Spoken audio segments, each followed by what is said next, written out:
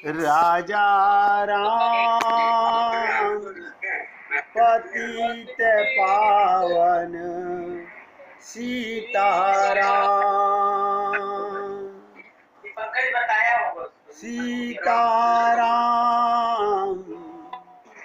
सीताराम भज प्यारे मन सीताराम सीताराम सीताराम भज प्यारे मन सीताराम रघुपति राघव राजा राम पतित पावन सीताराम रघुपति राघव राजा राम पतित पावन सीताराम सीताराम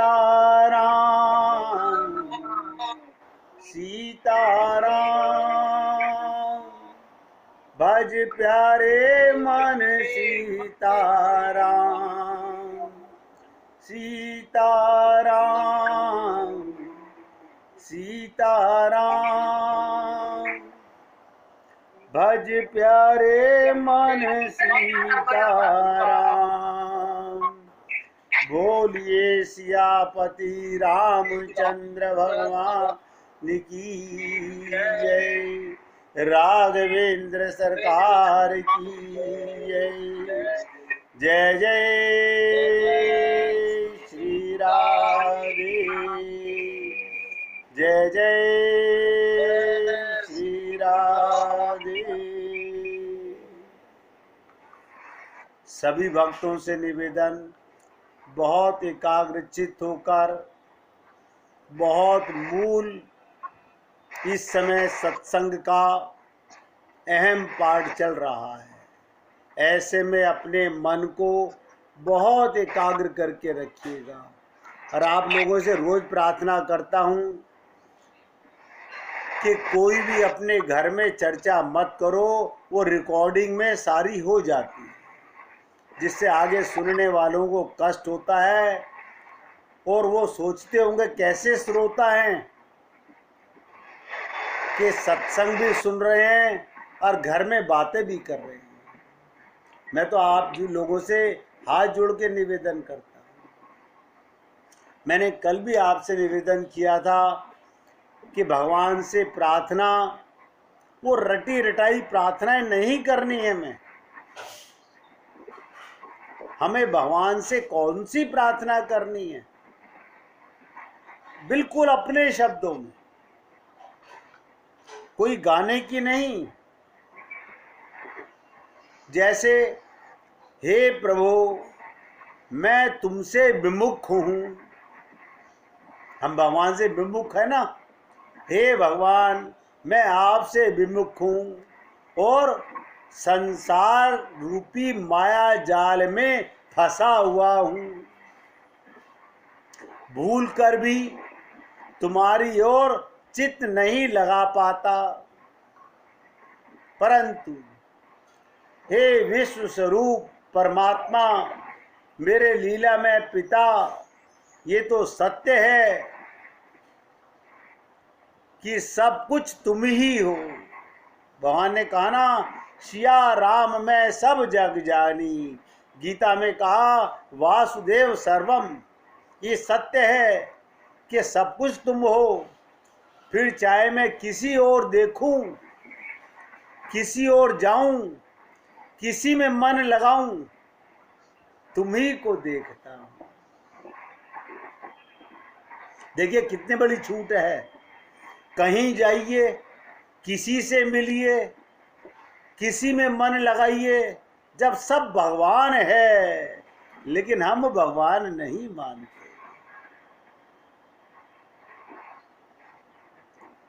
भक्त कहता है मैं तुम्हारी ओर ही तो जाता हूं, तुम्ही में तो मन लगाता हूं, बस यही प्रार्थना है। इस समझ को प्रति क्षण मेरे हृदय में जगाए रखो मेरे स्वामी। मेरे हृदय में ये बात सदा जागे, मैं जो कार्य कर रहा हूँ, जिससे मिल रहा हूँ, सब में मेरा भगवान है। अलग से कोई जप तप प्रार्थना करने की आवश्यकता ही नहीं है। 24 घंटे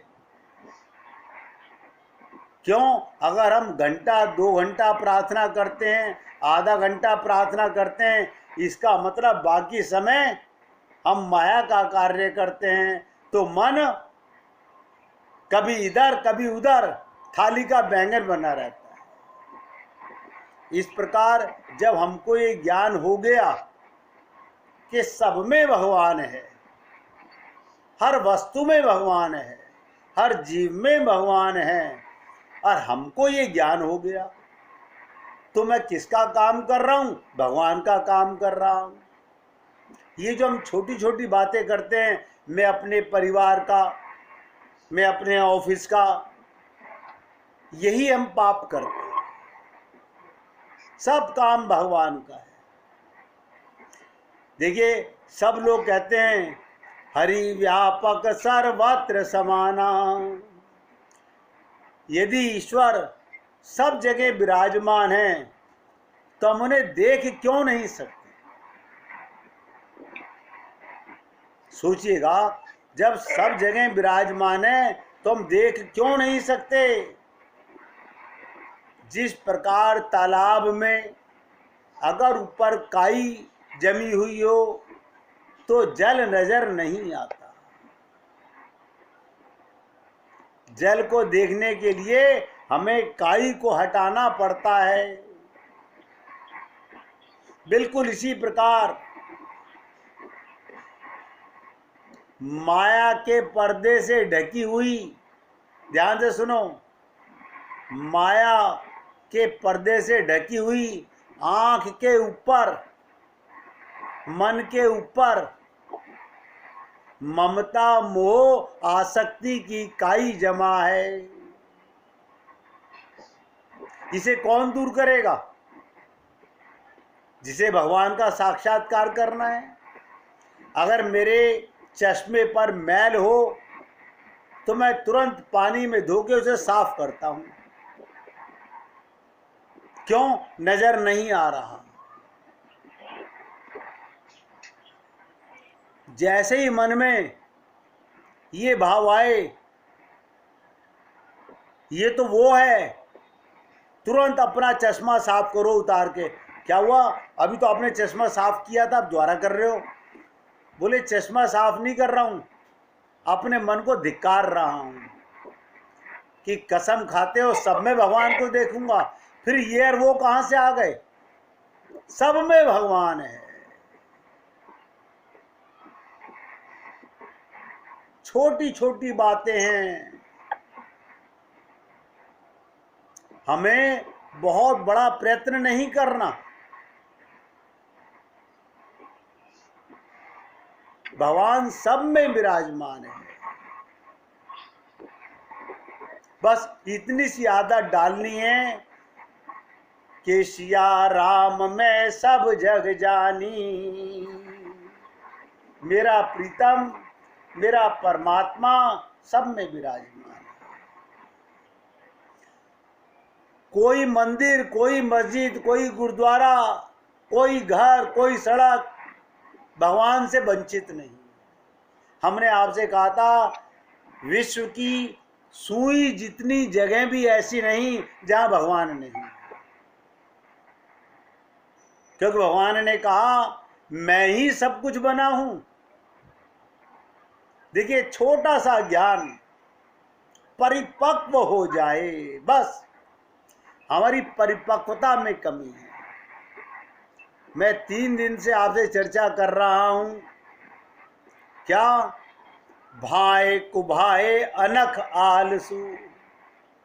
भगवान के नाम को किसी भाव से, किसी कुभाए से, अनख आलसू कह करके ध्यान से सुनिएगा, किसी रूप में किसी कारण से एक बार भी,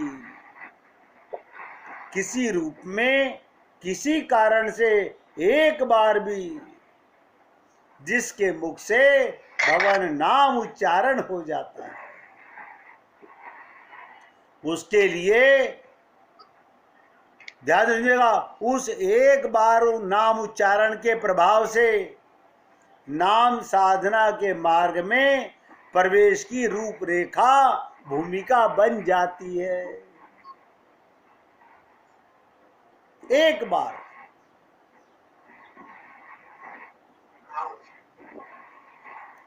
कहते हैं कालांतर में समय आने पर वो स्वयं नाम साधना के मार्ग पर चलकर न केवल अपना कल्याण करता है बल्कि दूसरों का भी कल्याण करता है। हमारे चैतन्य महाप्रभु, जिन्हें गौरांग महाप्रभु भी कहते हैं, हरि नाम कीर्तन के अलावा कुछ नहीं करते थे।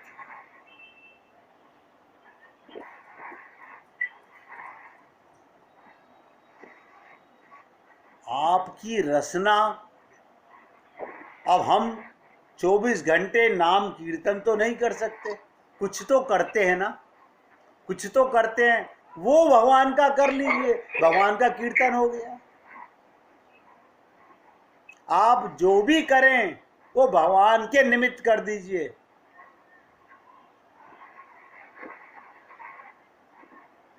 इस प्रकार केवल एक बार भगवान के नाम का उच्चारण हो जाने पर या कर लेने से आपकी तरक्की हो जाती है। आप कहेंगे ये कहाँ लिखा हुआ है? मैं आपको रोजाना रामचरितमानस के माध्यम से ही बताने का प्रयास करता हूँ। रामचरितमानस में लिखा है, जासु नाम सुमिरत एक बारा, जासु नाम सुमिरत एक बारा, उतरई नर भव सिंधु अपारा। इसका मतलब हमने क्या भगवान को एक बार भी नाम नहीं जपा है? आप देख लीजिए, इसका मतलब हमने भगवान के साथ संबंध नहीं बनाया है।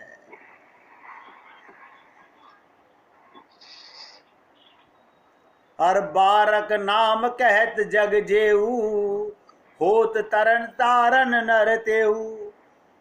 आपने सुना होगा बालक ध्रुव के बारे में। ध्रुव जी के द्वारा संपादित नाम साधना के प्रारंभिक स्थिति के संबंध में तुलसीदास जी क्या लिखते हैं? ध्रुव सगलानी जपेऊ हरि नाहू, पायऊ अचल अनुपम ठाऊ। गिलानी से, क्या कहते हैं? गिलानी से भगवान नाम जाप का संकल्प लेकर नाम साधना में लग जाना, नाम साधना में लग जाना प्रारंभिक अवस्था है। नाम के प्रभाव से ग्लानि की स्थिति अनवरत बनी नहीं रह सकती। ध्रुव जी की मनोदशा आप लोगों ने सुनी होगी। श्रीमद् भागवत के अंदर बताया गया 4थे अध्याय का 9वें श्लोक में क्या कहा? इन सब तुल्य शरीरों के द्वारा, ध्यान से सुनिएगा, कितनी विचित्र बात कही गई। इन सब तुल्य शरीरों के द्वारा भोगा जाने वाला इंद्रियों और विषयों के संसर्ग से, इंद्रिय और विषय कितनी लिप्त होती हैं। उत्पन्न सुख मनुष्य को नरक में भी मिला सकता है।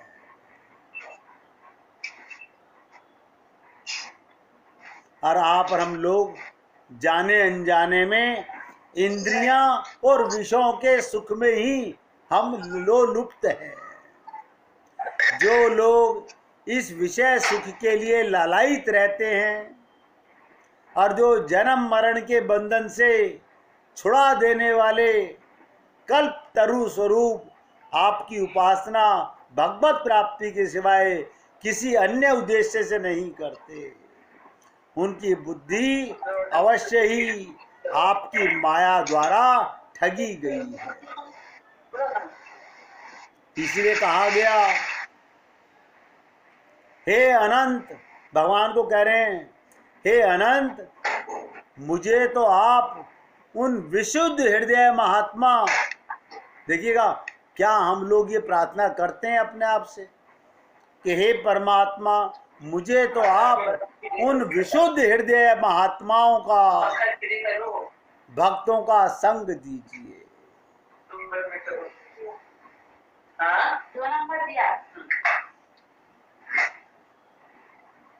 भक्तों का संग दीजिए, संत महात्माओं का संग दीजिए, जिनका आप में अविच्छिन्न भक्ति भाव है। हम 24 घंटे भगवान के साथ कैसे रह सकते हैं? हमारा मन भगवान में रहे, हमारा मन भक्तों में रहे, हमारा मन संतों में रहे। आज मेहरा साहब और मिसेज मेहरा मेरे पास आए, मैंने उनसे एक ही बात कही, सबसे मिलिए, खूब मिलिए, बार बार मिलिए, अनंत बार मिलिए, बस एक आदत बना लीजिए, मुख से चर्चा मेरे भगवान की हो, बस।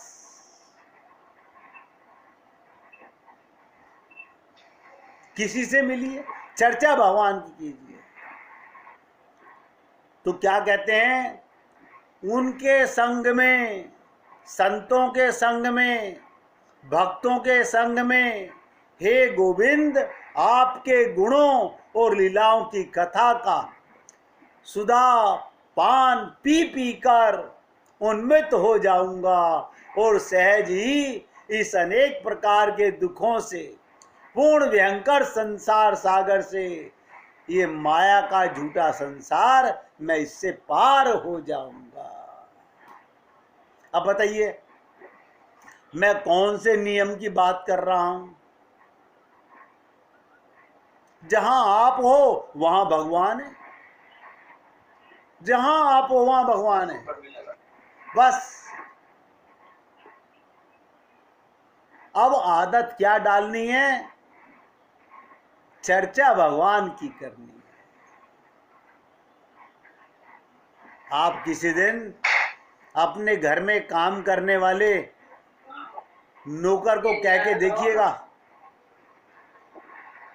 कोई स्त्री हो कोई पुरुष हो, मेरे प्रभु जरा मेरे लिए एक चाय बना दीजिए।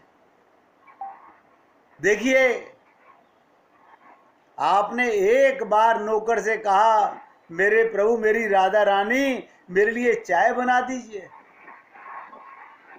वो अपने आप में कितनी आपको दुआएं देगी, सोच के देखिएगा। आदत कैसे पड़ेगी? आदत कैसे पड़ेगी? डालने से पड़ेगी।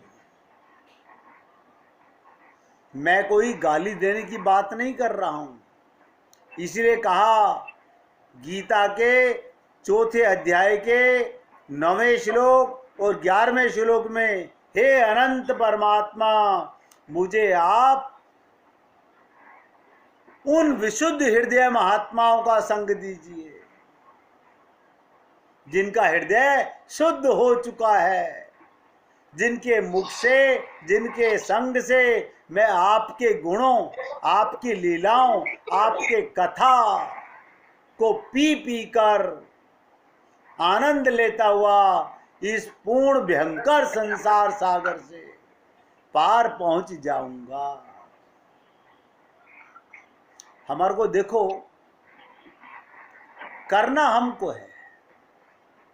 हमने आपसे निवेदन किया था कि जो चर्चा मैं आपके साथ ये कर रहा हूं, मानस रोग की। बस ये मान लीजिए, शरीर के रोग सबके अलग हैं, लेकिन मन के रोग सबके अंदर हैं। जब नारद जी के अंदर रोग हो सकता है, सती के अंदर संशय का रोग हो सकता है। अक्सर लोगों में क्या होता है, अपने गुरु के प्रति संशय पैदा हो जाता है।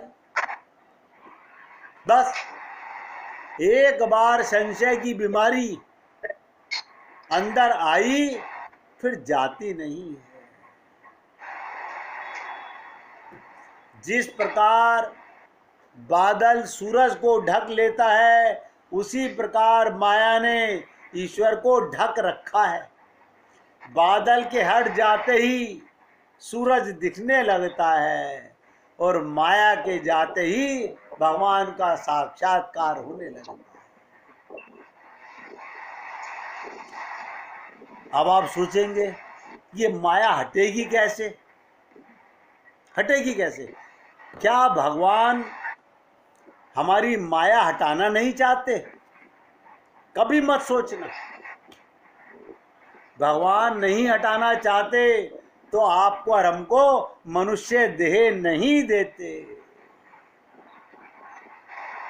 अरे उन्होंने तो आपको और हमको गर्भ में कमिटमेंट करा लिया था। लोग कहते हैं मेरा उसके साथ ये कमिटमेंट है। आपका हमारा सबका भगवान के साथ कमिटमेंट है, जिसे आप और हम लोग भूल गए। बस इसीलिए कहा गया कि जीवो अपनी भूल सुधारो, जो तुमसे ये ना सुधरे तो ब्रजराज पुकारो। मैं क्या बताऊं आपको, कैसी कैसी बातें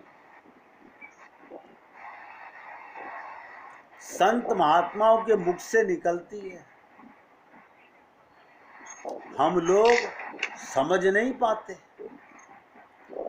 सच बताऊं, ध्यान से सुनिएगा, जैसे परशुराम जी से भगवान राम भी वही बातें बड़े मीठे शब्दों में बोल रहे हैं जो लक्ष्मण जी कठोर शब्दों में बता रहे थे। लक्ष्मण जी ने कुछ गलत नहीं कहा। अंतर क्या था?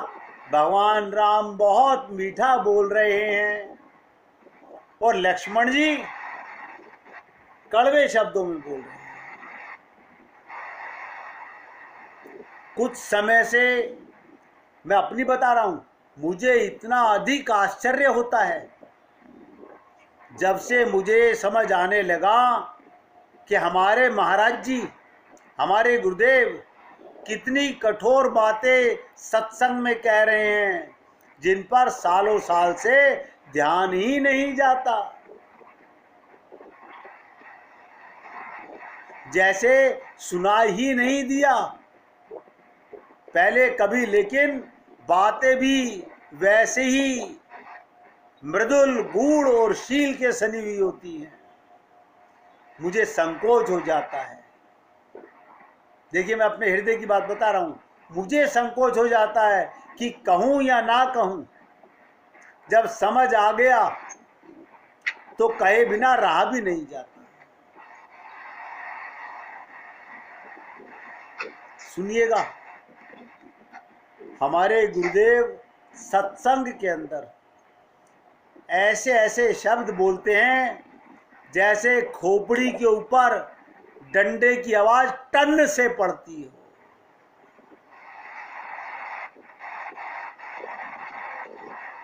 बहुत सालों के बाद समझ आता है।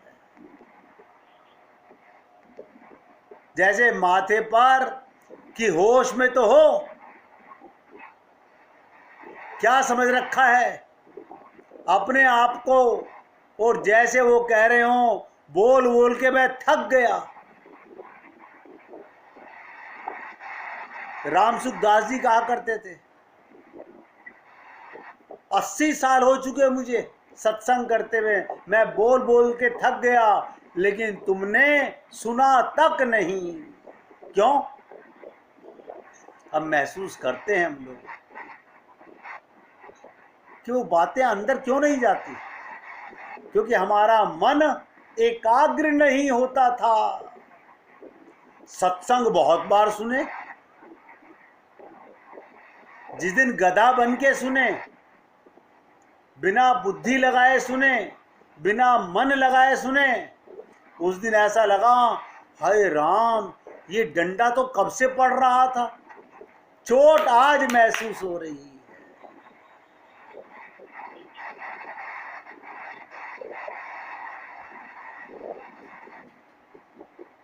इसलिए मेरे मन में आया कि जो मैं महसूस करता हूं मैं आपसे क्यों ना कहूं।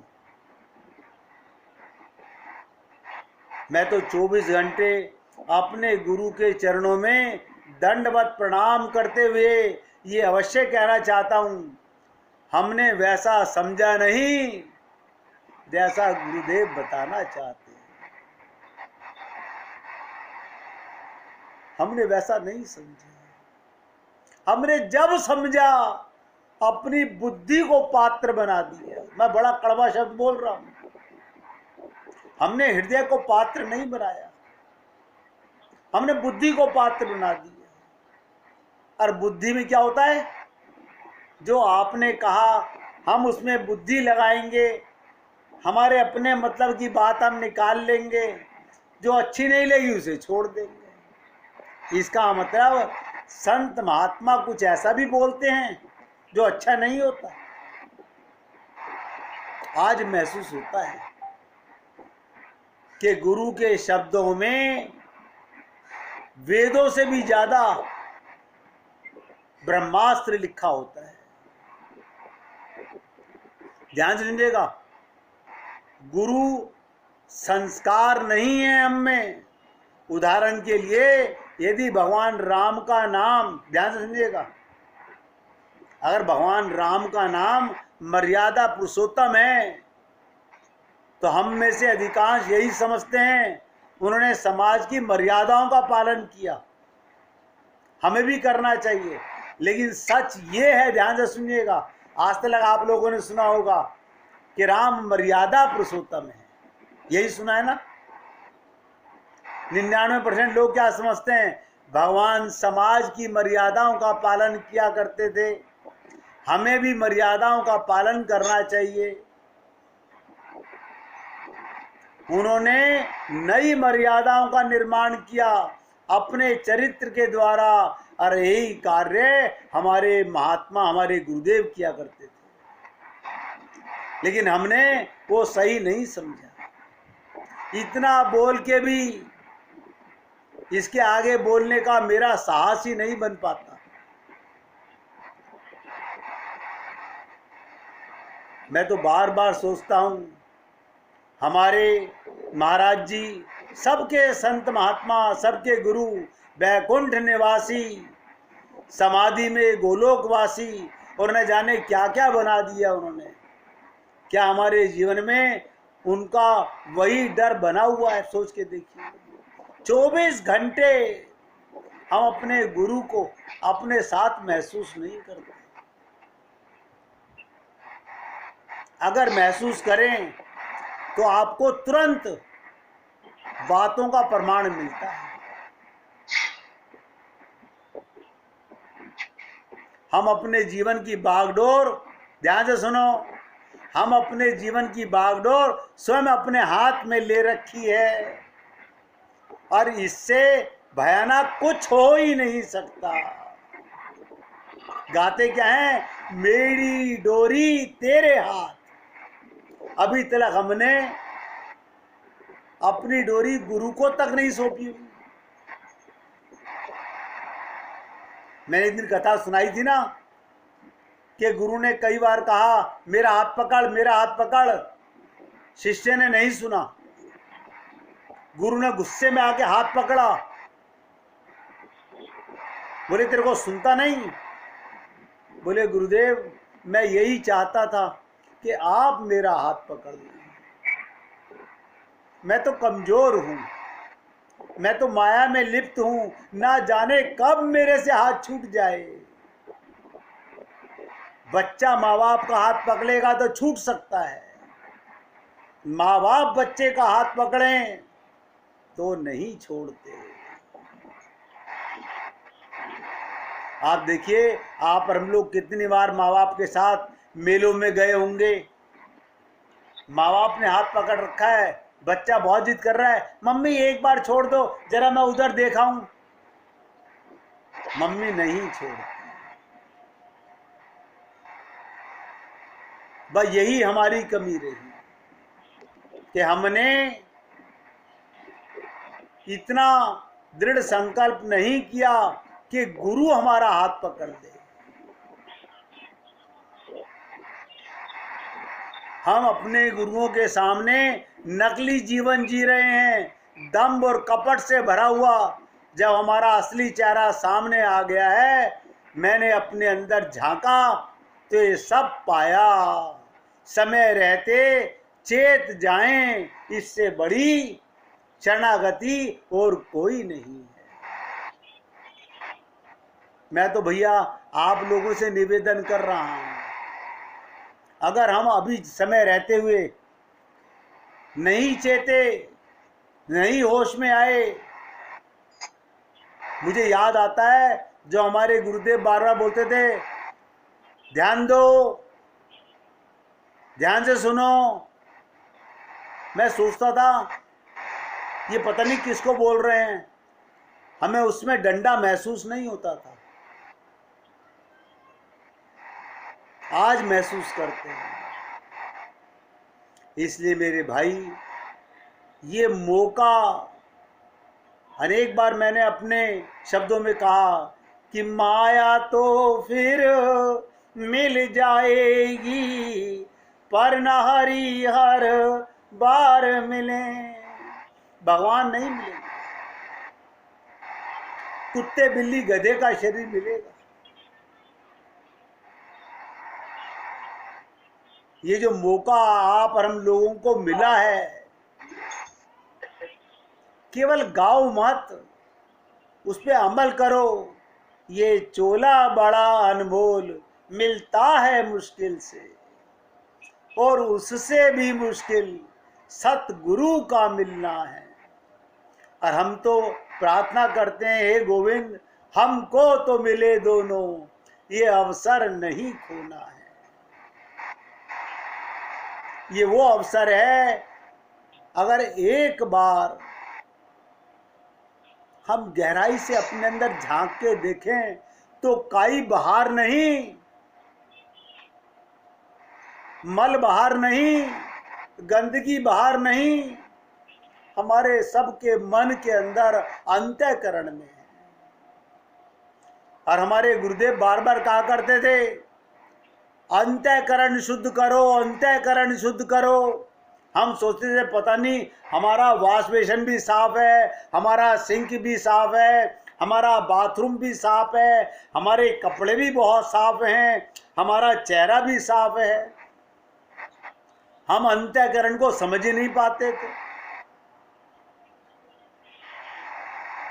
वही गुरु हैं, वही शब्द हैं कि मन में रहती दुनियादारी और बगुला सा ध्यान लगाते हैं, कुछ नहीं होने वाला।